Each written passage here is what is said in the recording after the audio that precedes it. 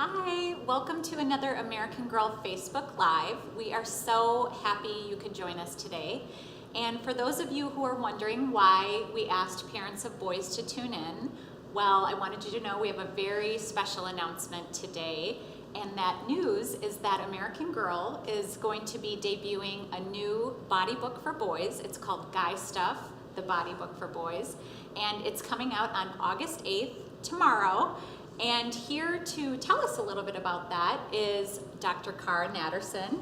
And I'm so thrilled that she could be with us today to talk to us a little bit more about the book and to also just give us kind of all the different topics that are in the book and answer some of the top questions that some of you parents might be having.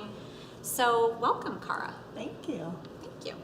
Well, before we get started, I did want to just maybe have you talk a little bit about your background, but I do want to let everybody know that in addition to being a pediatrician, Cara is also a mom of a 14-year-old girl and a 12-year-old boy, just like me. So tell us a little bit more about your background, Cara. So I am a pediatrician, and I worked in a pediatric practice taking care of kids for many years before I transitioned out and became a full-time writer. I still do a little pediatrics on the side. I consult with families because I just love medicine and I love helping kids and their families. But most of my time is spent writing. In the past 5 years, I've been working with American Girl. We relaunched the Care and Keeping book, which was originally published in 1998. And we relaunched it in 2013, and I helped update it and just sort of made it a little bit more timely in terms of issues that are coming towards girls who are entering puberty. And at the same time, we released The Care and Keeping of You 2, which was the body book for older girls. And then in 2015, we released The Care and Keeping of Us, which was a conversational guide for parents and children. And then now we're launching Guy Stuff. And Guy Stuff is really, I would think of it as like the Care and Keeping 1. It is the entry-level book for boys entering puberty. Yeah, so talk a little bit about, so the age range too for these books starts around 8, right? Yeah, so it's a funny thing because the Care and Keeping 1 is really meant for kids 8 and up. But I have girls who are 13 and 14 and 15 who read the book or go back to the book many years after reading it the first time. The same is true of Guy Stuff. So I think if you're as young as 8, frankly, I've heard about 6 and 7-year-olds who have started to look through some content in the book, and they're really excited about learning about basic health and nutrition and hand washing. There's a lot of really good basic information on the young end, but I think for older boys, especially boys who have never had content like this, I don't really think there's an upper age limit. I think you can get something from the information at any age. Completely agree. I do want to kind of take a little bit of a step back too, because for those of you tuning in, our Care and Keeping of You series, we first published the first book in 1998, and the success that this series has had is really truly the launching pad, I think, for the reason why we're doing Guy Stuff. Talk to us a little bit about kind of the success behind that series and kind of how it led to Guy Stuff. It's an amazing thing what American Girl did with the Care and Keeping. So it was launched in 1998. At that time, for me personally, I was in my training to become a pediatrician. By the time I started practicing and actually taking care of patients, it was 2000, just 2 years later. And I often tell the story about how my very first day of practice, my partners sat me down and they said, 3 things to know about general pediatrics. You need to know how to treat lice, you need to know how to treat pink eye, and you need to know about the Care and Keeping of You. Yeah. And that is the truth. So I learned about the book from the pediatric side. Then over time, what I began to realize is it was a true cult classic. Every girl who was going through puberty was reading it, and they were coming into my office and saying, can I have more? Do you have another book that's just like it that picks up where it left off? So it was kind of a natural thing for American Girl to create the content for Care and Keeping of You 2. I happened to leave practice. I had become a writer, And I had gotten enough feedback that when I reached out to American Girl, who knew that what they were hearing and what I was hearing were the same thing, and we decided to collaborate and work together. And the success has been phenomenal. I think we're very close to 6 million books sold in the series, and many more eyeballs than that. You know, that's just books sold. Yeah. This is a book that librarians tell me is the number one. Value. Yes, kids are checking it out. Kids are sharing it. Kids are reading it together. You know, that they're also hiding it under their mattress in their room. It's lots of kids use it in lots of different ways. But I think the number of eyeballs that have hit this book is a lot higher than 6 million, which is incredible. I completely agree.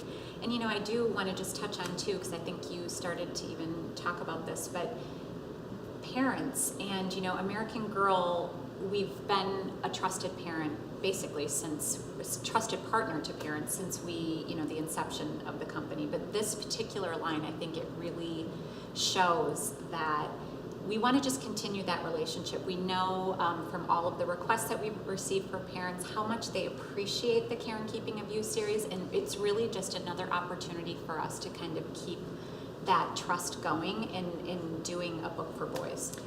Yeah, I think the strength of the Care and Keeping is that it's a book about starting conversations. Mm-hmm. So it just tees up lots of different topics and makes girls comfortable going to their parents, and the reverse too. Yeah, parents absolutely. are comfortable going to the girls and saying, this is something I'm reading about, let's talk about it. Guy stuff is exactly the same.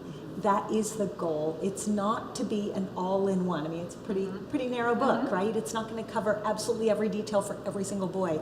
It is going to cover every conversation you want to be having with your boys over a long period of time. Right, absolutely.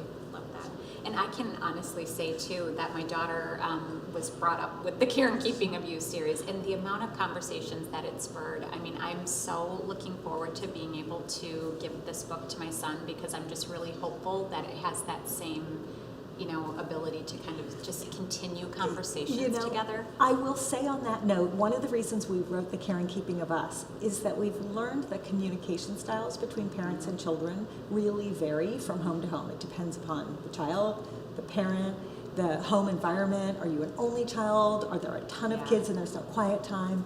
And one of the things that I've learned over the past few years of working with American Girl is that there are lots of ways to communicate, and if you just give parents permission to do that, they will run with it. So in the Care and Keeping of Us, we actually put a journal in the box, and that was meant for the families where the child is just not going to say the question, but they're willing to write the question.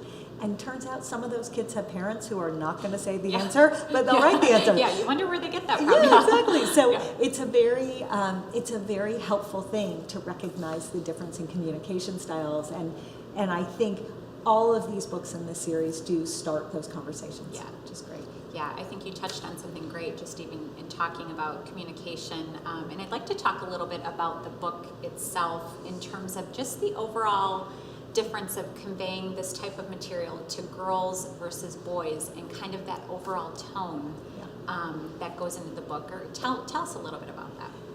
So the tone was probably the trickiest part, but also the most fun part about Guy Stuff. You never want to say that all boys communicate one way or like to read one style, just like all girls don't like that. But in general, we do a very good job as a society of talking to our girls about all of these body issues, right? This is really common. No girl is surprised when you're going to bring up body, self-esteem, friendships, moods. These are things that they expect. Boys, on the other hand, they get pretty left out of this conversation. We do not do a great job as a society. So when the Care and Keeping was written, it was written in a way that was very conversational and very comfortable. But the Guy Stuff content, you sit there and you go, how should we approach this information that boys don't really know how to talk about? And so what we decided to do, and it made it very fun, is to be a little bit irreverent and a little bit funny. And the illustrations are hysterical. I mean, on some of the pages. Honestly, it is true. I have to say you hit a home run, because the illustrations, just parents of boys who are tuning in, you have to check this out. You have to share this with any parents of boys. but they're funny. It's the funny. tone, to your point, but still all the same information delivered, and I think that's Yes. like the key. Yeah, I think, well, first thing I would say is it's funny without making fun. Right. Right, so that's really important because we're not trying to poke fun at puberty, but you gotta laugh, especially if you're a boy who's never really thought about talking about this. Yeah, exactly. But the content, it's incredible to me. Puberty's human, right? So girls go through it and boys go through it. And even though we think of the girl experience and the boy experience is so different, there's a lot of similarity. Yeah. So the content in the two books, in Care and Keeping versus Guy Stuff, I'd say there's about 80% overlap in terms of topics that That's we cover. incredible. That's it's a lot. incredible. Yeah. And it's, you stop and think about it. You go, oh, okay. Washing hands, the rules are kind of the same. Hair care, right? Yeah. Acne. What causes acne is no different in girls and boys. True. So all of these pieces that we begin to think about as gendered really aren't gendered. But how we present them to boys is a little bit different than how we present them to girls. The other thing I would say is my job when I put on my pediatrician hat is to give kids the tools to be safe and healthy as they grow up. And so those tools include nutrition information, exercise, sleep, their lifestyle tools. Those tools are really no different between boys and girls. So. And I love that you touched on that because I really feel like it's such a great age to, and I thought this with my daughter with the Care and Keeping of You series, but to be teaching those lifelong, or those habits that really truly, they stick with you into adulthood. Oh, it's life-changing. I mean, I do believe if we teach our children how to eat well, how to exercise healthfully and safely, and how to get sleep, I think we can change the course of illness in our country. I'm not exaggerating. This is what pediatricians do all day, every day. So. Well, and as a parent, it's such a great support to, we talk to our kids about this, but to have it in the pages of a book and to have an expert like you even sharing some of the information, it just helps. And then Except even for my kids. Yeah, right. Yeah, except for for everyone else's kids household, with mine. sure. Exactly. They think, oh wait, Yeah. you're my mom. Yeah, so probably a little more challenging on your part. Maybe I should put your name on the book for my copy. I don't think that would help. The other thing I do want to point out too, for those of you tuning in, is just we know too that boys they might be a little reluctant to read something that would be coming from American Girl. So you'll notice there's no American Girl branding on the book, but we do want to point out, we want to make sure that parents do know that this is from the same creators. You included American Girl Publishing, that is coming from this trusted source, like the Care and Keeping of You. And I don't know if you want to mention anything about that. I think it's a really important point. This series, the Care and Keeping series, is truly a cult favorite. And I think that's not just among girls, it's also among their parents. And so we want to make sure that parents know that the content is being provided by the same group. Yeah, and that's critical. On the other hand, having a 12-year-old son living in my house, it is very clear to me that if you create content that is directed largely at boys, and the first thing those boys see on the cover is something related to girls, that's a pretty steep hill for them to get over. Right. And at the very least, it doesn't feel like it's about them, if that makes sense. Yeah, absolutely. And so I think that American Girl made a really great choice in terms of honoring the boys by leaving the girl reference off the cover. But I hope that parents will spread the word among themselves that it's the same. Spread the word. Yeah, exactly. It's the same team, Yeah. and it's a lot of the same content. Just absolutely. formatted differently. Yeah. Well, let's talk a little bit more about the content, because there is a lot of great information in here, but let's kind of talk about some of the topics and some of the things that you go into, both obviously in the Care and Keeping of You, but in Guy Stuff specifically. Yeah. Well, the format of the book is head to toe, much like Care and Keeping. So we start at the head, and the first several pages are a really nice, slow, gentle introduction to basic body care. So if you do the battle that many parents do with your child about brushing teeth and flossing, now you have 2 pages. And not only do they say you should brush your teeth, but how. Yeah. You should floss, and how. I'm a big fan of giving kids concrete information and explaining why. If they understand why they're supposed to do something, they get it. Yeah. They'll do it. If they Right. think they have to do something, totally different. So, the first third of the book or so is a very slow introduction, starting at the top of your head, all those things that you need to know about taking care of yourself. And some of the topics that come up, like acne, Yeah. some of them won't be relevant to the youngest kids who pick up the book.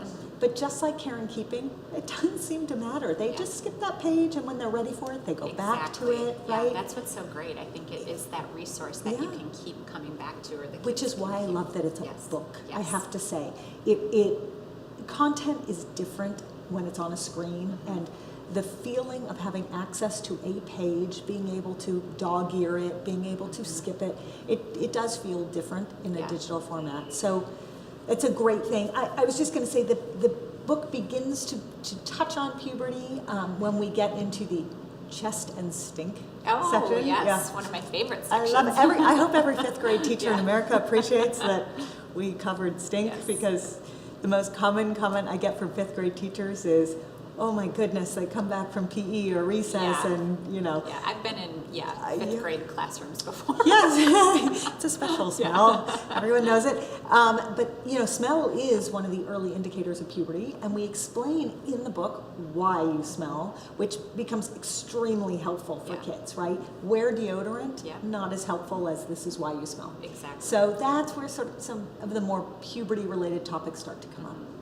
You touched on something that I just kind of want to go back to, because you had mentioned, just kind of the importance of finding out some information in the pages of a book. And I've heard you talk about this before, and I think would be something interesting for people to hear, of just getting information in a book, or maybe from a parent, versus, today with so many kids being online, sometimes maybe there's some danger in that. So I do talk a lot about this. I teach about this in the classroom. I write about this because it's very close to my heart. We have an interesting paradox with all of the information at our fingertips. It's great to have a lot of information. It's wonderful. It's very freeing. It's sometimes too much. And most kids who are in the age range that are going to want to read guy stuff, these are also kids who have grown up with access to the digital world. They've got computers at home and at school. They've got cell phones. Right. And when they search for information, the boys in particular like to Google image search because it's faster and more efficient. So, okay, put that on the one side, and now you have puberty. And puberty's happening, and here are girls, and they're chatting, and they're having these open conversations, and they're not too worried about what's happening, or if they are, they can talk about it. But the boys, they're not socialized to do that. So they're keeping quiet about it. Some of them are very uncomfortable or nervous. Others don't even know how to process it. And what are they going to do when they have a question? They're going to look it up. They're resourceful, right? And where are they going to look it up? On Google image search. And it's not that I'm suggesting that kids should not learn how to look up information in a responsible way, but if you stop and think about some of the topics they may look up, and then you think about what images are going to come their way, it's a lot, and it can be very overwhelming. It can be very scary for some kids, and parents may even be sitting next to their children, but based upon what type of device it is, they can't even see the screen. They have no idea.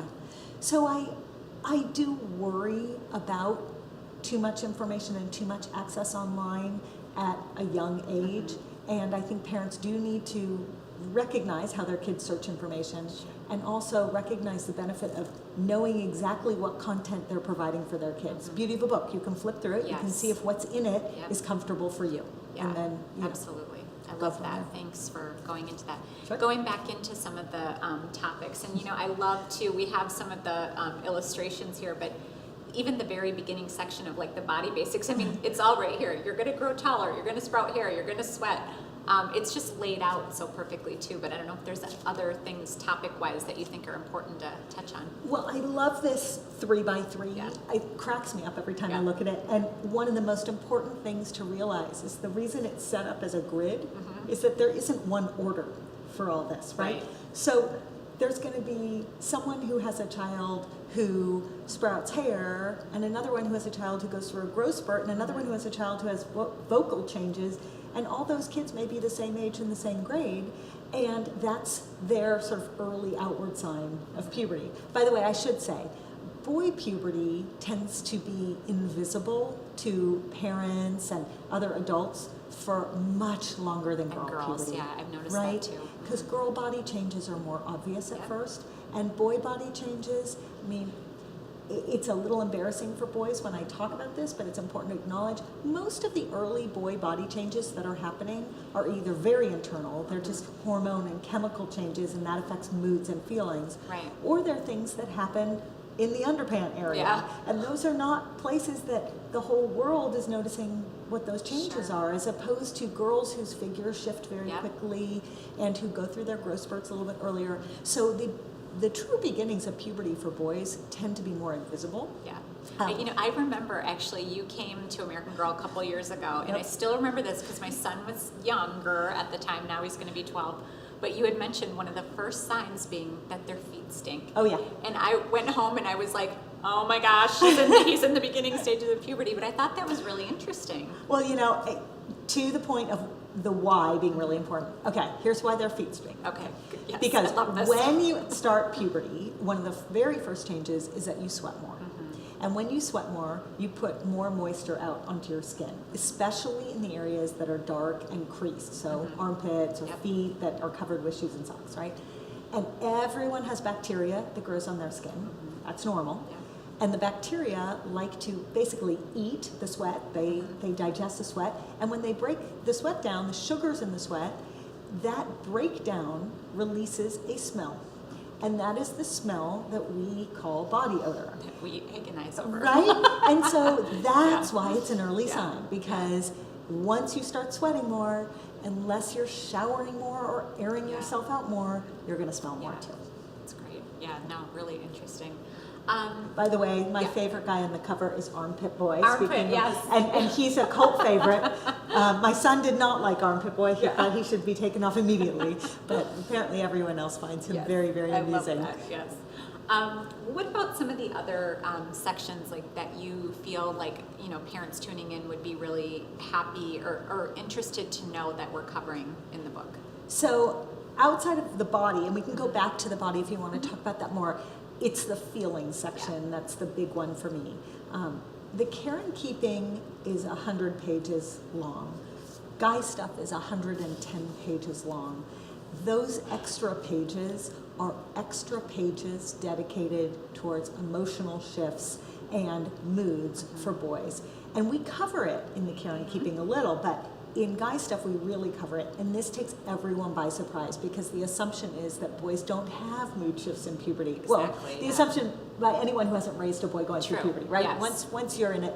So I think just the acknowledgement that boys have emotional shifts and hurdles and they need to be able to have a trusted adult with whom they can have conversations, that's huge. And I love how much real estate that gets in this Yeah. book. Yeah, I have to say that there is a part in the feelings section.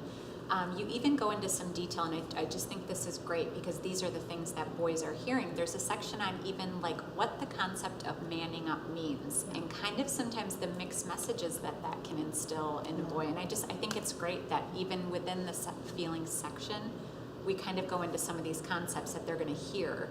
Well, it's true, or Yeah. that they're not going to hear, but they're going to experience. And I Right. think manning up is a really good example. There's also a section called Boys Don't Cry, Yes. and they're very similar in that the point of those sections is to communicate to boys that you're being taught by our culture to be tough, Yeah. to be strong, to be unemotional, and that's not necessarily the goal. Right? That's not necessarily a success strategy, and frankly, it's not Yeah. natural. Yeah. If left to your own devices, you are going to be sad. You're going to Absolutely. you're going to Yeah. experience a whole array of emotions, and experiencing emotions is actually a great thing, right? So we all have to learn how to manage our emotions, Yeah. but that's different from shoving them down, Yes. which I think our boys are slowly conditioned to do. Yeah, I love that. I love that. Me too.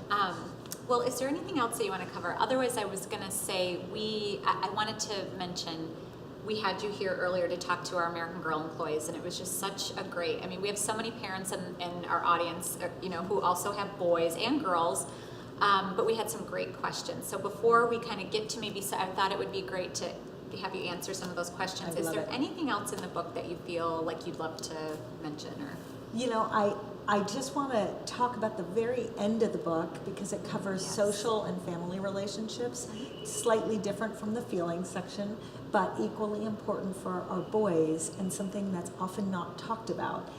So when parents are picking up this book for the first time, you'll notice it does go head to toe and it goes through the body front to back. But if you're really looking for that emotional piece or understanding why is our family dynamic changing, why is my son either really, really quiet or sometimes kind of enraged and really angry and upset, which, by the way, is the way that an average mood swing in a boy might look, as opposed to a girl who might be really, really chatty and laughing and then really, really tearful, right? Different kinds of swinging. And, of course, there are all types for different kids, so it's not for everyone. And the book talks about that too, how genders don't have a way of being, which is kind of interesting. But I encourage parents to flip to the back and to take a look, because I think if nothing else, it will help jumpstart conversations within your family about how you deal with one another, right? I mean, I find with the care and keeping, one of the most helpful pieces of advice that parents tell me is most helpful is how girls can manage when they're upset, right? They can take a time out, they can do all these things. Well, boys need those tools too, absolutely, and we don't always think that way. So that's sort of the last thing I've mentioned about the book. But let's do the questions. Yes. I love it. Well, this is just a really general one, and we talked a lot about this today at our talk, but and you kind of have sprinkled this in already, but how puberty is the same versus different for boys and girls. Okay, so I think it's a great question, and I think it deserves a little focus, so I'm glad you asked.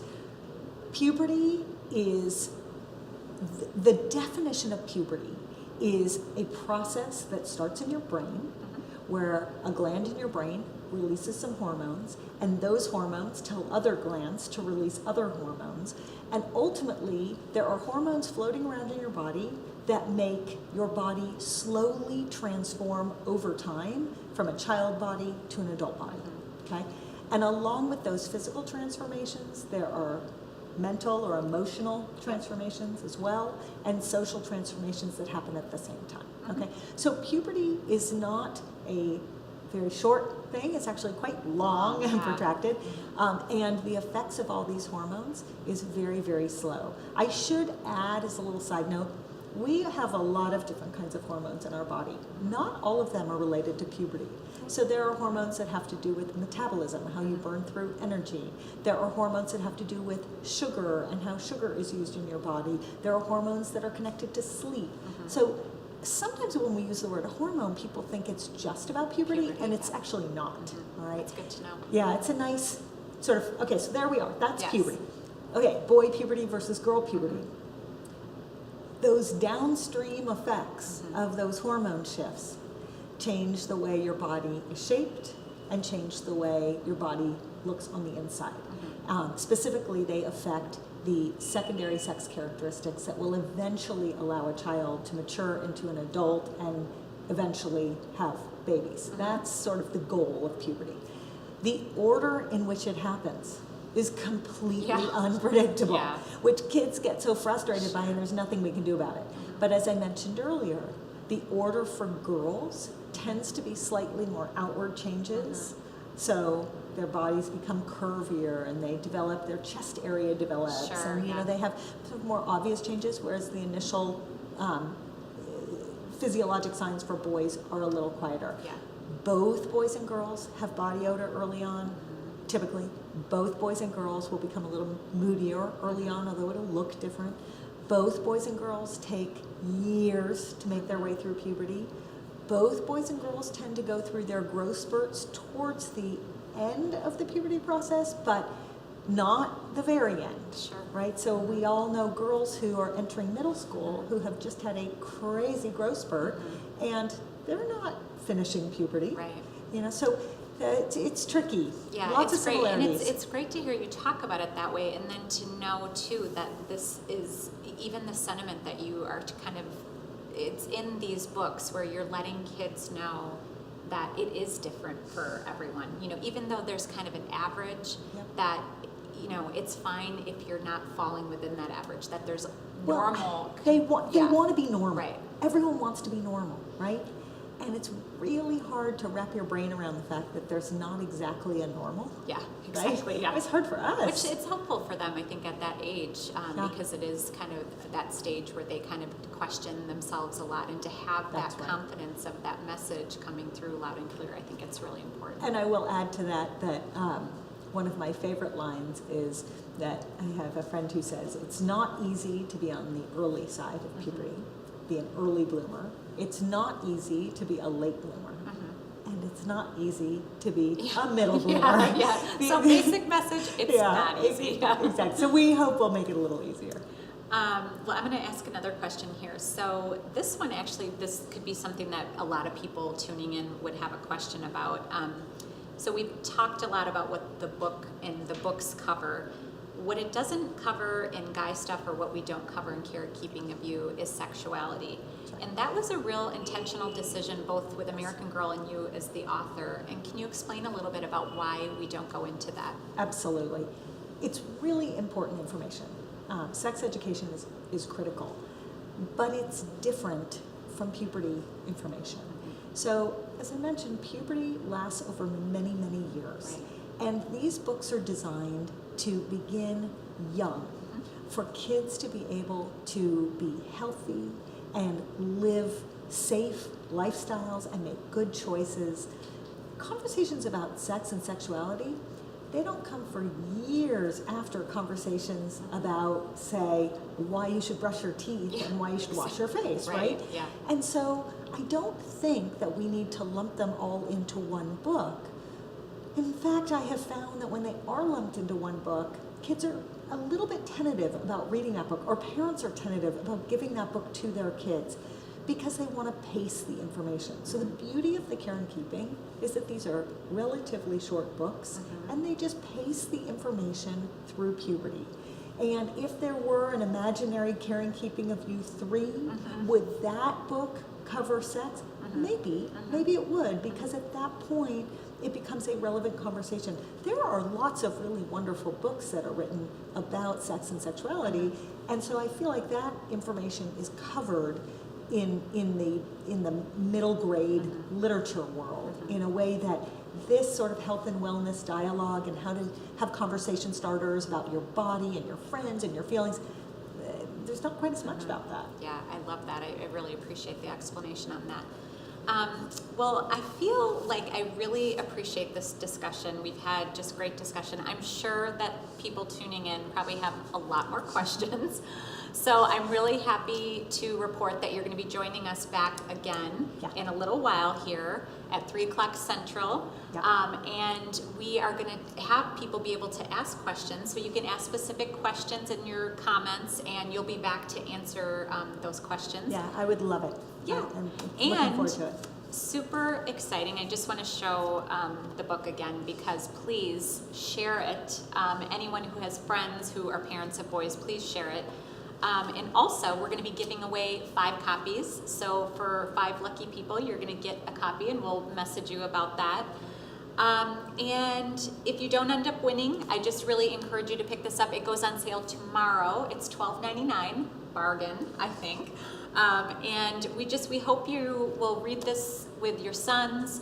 We hope that it encourages great conversation, because that's really, I think, what's so critical during a time like this. And just, Cara, thank you. Thanks for joining us. Thank you. Can I throw in one Yes, last please, funny please. story Yes, before we I go? would love to. I just have to tell you how the book got its title. Oh, yes. I love Because this. Yeah. it's funny, and I think parents will appreciate it. So when I was writing the book, I asked my son, I said, if American Girl were to put out a book about boys' bodies, what would it be called? And he looked at me and he said, Mom, it's American Girl. They're not going to put out a boy book. Exactly. And I said, okay. But what if they did? And he looked at me and he said, well, the only book I would ever read is a book called Guy Stuff. Guy Stuff. Well, there you and go. that is how it is. So Thank you. I hope other boys appreciate it. Yes. And Great I look forward to title. your questions. Yeah. Thank you so much.